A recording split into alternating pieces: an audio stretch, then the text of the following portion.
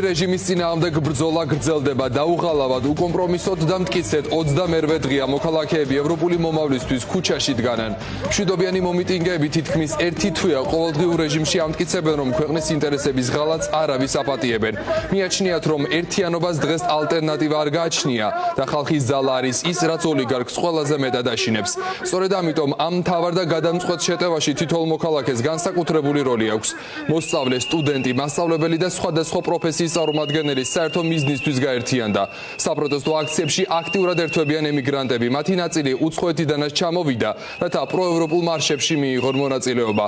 ამ წუთებში თბილისში ორი მსვლელობა იმართება. ნანო ჩაკვეტაძეს ვრთავთ პირველ რიგში პირდაპირ ეთერში. ნანო, სად იმყოფები ახლა შენ პირდაპირ ეთერში ხარ, დეტალებს ველოდები ჩვენგან.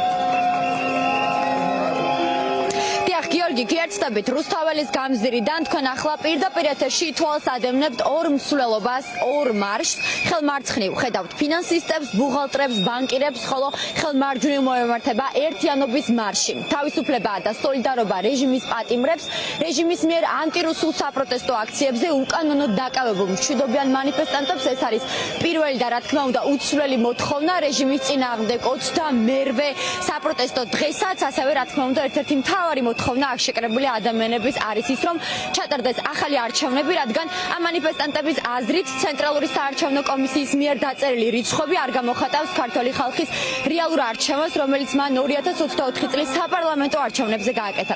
შენ როგორც გითხარით, მოუყვებით ეკონომისტების, ბუღალტრების, ბანკირების, ფინანსისტების მარშსა და მსვლელობას. მე ახლა შევეცდები ამ სფეროს წარმომადგენლებს, აქციის მონაწილეებსა და ორგანიზატორებს გავესაუბრო უფრო მეტი მკითხომაც.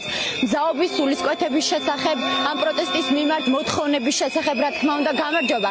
წარგვიდგინეთ თქვენი თავით, რომ სფეროს წარმოადგენთ. კონკრეტულად გითხარით, რა არის თქვენი მოთხოვნა, როგორც ამ სფეროს ერთ-ერთი წარმომადგენლის? ბატონო, მოგესალმებით. მე ფინანსური სფეროდან ვარ, ფინანსური სფეროს წარმომადგენელი ვარ. ჩვენი მოთხოვნა არის, რომ ქვეყანაში მოხდეს სტაბილიზაცია, მოხდეს ახალი არჩევნების დანიშვნა და არ მოხდეს სიტუაციის რადიკალიზაცია, ვინაიდან სანქციები ეს რაც უკვე წამოვიდა და მოსალოდნელია კიდევ უფრო გამკაცრება, სერიოზულ პრობლემას შეუქმნის ჩვენს ეკონომიკას და ქვეყანას მოაქცევს ბლოკადაში. შესაბამისად, ვიდრე დროა და ვიდრე შორტწასული პროცესები არ არის და ეკონომიკური კრიზისი არ დაგვიდგა, მივმართათ მთავრობასაც ჩაანიშნოს არჩევნები. დიდი მადლობა აქციის სხვა მონაწილეებსაც გავესაუბრებით. გამარჯობა. წარგვიდგინეთ თქვენი თავი პირველ რიგში, რომელ სფეროს წარმოადგენთ?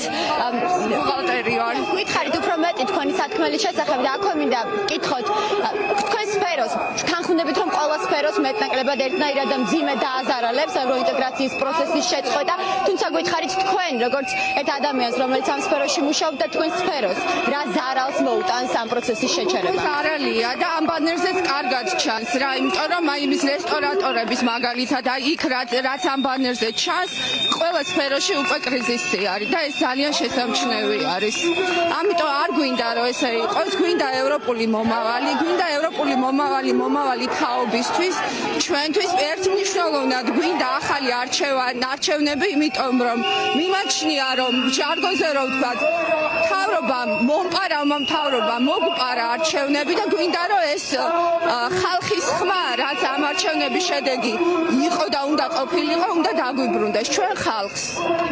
დიდი მადლობა აქციის ერთ-ერთ მონაწილეს უსმენდით, როგორც გითხარით, თქვენ ახლა თვალს ადევნებთ ორ მარშს, ორ მსვლელობას, სხვადასხვა პროფესიული სფეროსა და წრის წარმომადგენლები ახლა მიემართებიან პარლამენტისკენ, სადაც ტრადიციულად ისინი შეუერთებიან ტრადიციულად დაანონსებულ გაცილებით მასშტაბურ საპროტესტო აქციას, თავისუფლება რეჟიმის პატიმრებს და ჩატარდეს ახალი არჩევნები. უწყვეტი პროტესტის რეჟიმის წინააღმდეგ საპროტესტო ძალიან ტალღის ორი ძირითადი მოთხოვნა, რაც საკვირველია უცვლელია.